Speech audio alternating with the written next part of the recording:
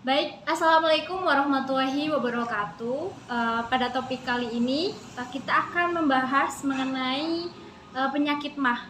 Di samping saya ada salah satu narasumber, Mas Yoga, salah satu tenaga kesehatan dari Rumah Sakit Tentara Dr. Supraun. Benar ya, Mas? Nah, Baik, untuk wawancara kali ini, pertanyaan yang pertama ini, Mas. Berapakah usia mayoritas pasien penyakit MAH ini, Mas? untuk penyakit mah ini biasanya kebanyakan itu rata-rata usia di atas 17 tahun ya, antara 17 sampai 40-an kebanyakan. Kalau di atas itu juga ada, tapi yang paling banyak itu rentang usia 17 sampai 40. Kalau di bawah 17 juga ada. Tapi paling banyak usia segitu. Baik, Mas. Lalu mengapa kebanyakan catatan pasien itu terbanyak pada rentang usia tersebut? Karena pada rentang usia tersebut kan kebanyakan orang pada rentang usia tersebut kebanyakan suka mengkonsumsi makanan-makanan pedas, makanan bersoda, mengkonsumsi coklat, terus alkohol, terus pokoknya makan-makan yang bisa membuat asam lambungnya itu naik. Itu terus biasanya juga tingkat stres yang tinggi, kan kalau stresnya tinggi asam lambungnya juga bisa naik. Jadi kebanyakan kan usia segitu kan kerja lagi, banyak-banyaknya pekerjaan, lagi sibuk-sibuknya, banyak stresnya tinggi, terus makanan yang dikonsumsi juga enggak diatur, enggak dianu, ini baik kenapa kan makanannya suka kuliner, suka anu, jadi suka pedas kan juga kan. Nah, itu yang bisa menyebabkan kebanyakan usia segitu. Baik, Mas. Uh, Lalu untuk pengobatannya, kira-kira berapa lama ya pasien itu mengidap dan menjalani pengobatan untuk penyakit MAH ini? Kalau waktu berapa lamanya berbeda-beda tiap orang, jadi tidak bisa ditentukan, tergantung cepat penanganannya juga. Misalnya ada gejala, ada keluhan, langsung misalnya langsung periksa ke dokter, langsung diobati juga bisa cepat.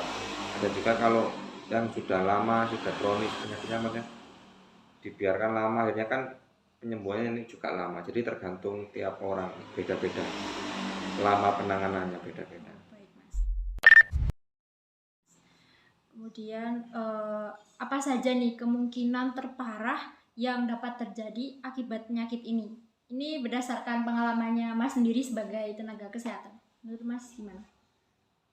Banyak ya Pak. Kalau komplikasinya mah ini ya Pak, biasanya luka pada lambung, kan soalnya asam lambungnya meningkat, jadi terjadi luka pada lambung. Terus biasanya kalau keseringan, sering kan apa, esofagusnya atau menyempit, jadinya kayak mual, muntah itu. Terus kemudian kemungkinan komplikasi paling buruknya kan kalau sering terjadi luka, ada perubahan sel, kemungkinan juga bisa terjadi sel kanker.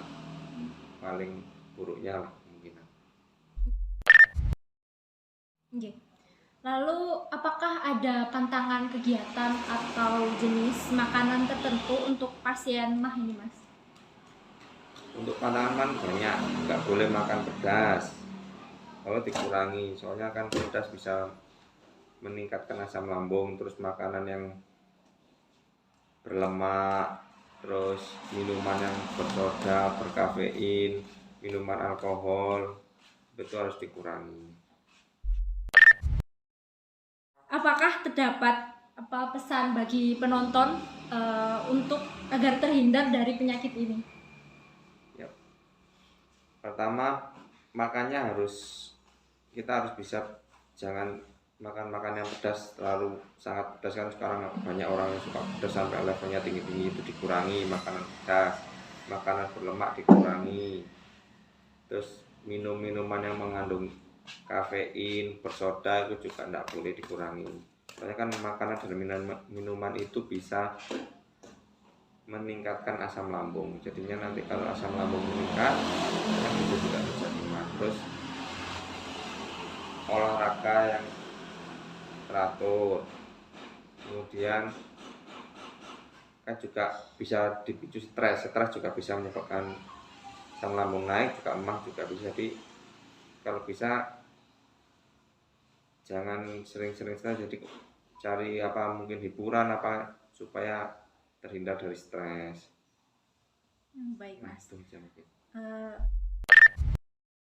Mungkin bagi teman-teman semua yang mengidap penyakit MAH, adakah cara untuk mengobati penyakit MAH ini secara mandiri di rumah gitu Mas? Itu kalau di rumah misalnya yang paling penting itu tidur teratur ya, tidur minimal 7-8 jam, jangan 2 jam, itu bisa meningkatkan asam lambung. Jadi kan pencegahannya seperti itu. Terus itu tadi makanan pedas dikurangi. Terus kalau terjadi misalnya sudah terlanjur ya, terus sudah perutnya sudah sakit, nyeri, kalau bisa periksa ke yang terdekat, apa misalnya tenaga kesehatan terdekat, misalnya ada klinik, ada puskesmas, bisa periksa ke situ, bisa langsung dapat penanganan. Baik Mas, terima kasih atas waktu yang telah diberikan. Baik teman-teman, sekian wawancara pada topik MAH ini. Sekian dari saya. Wassalamualaikum warahmatullahi wabarakatuh.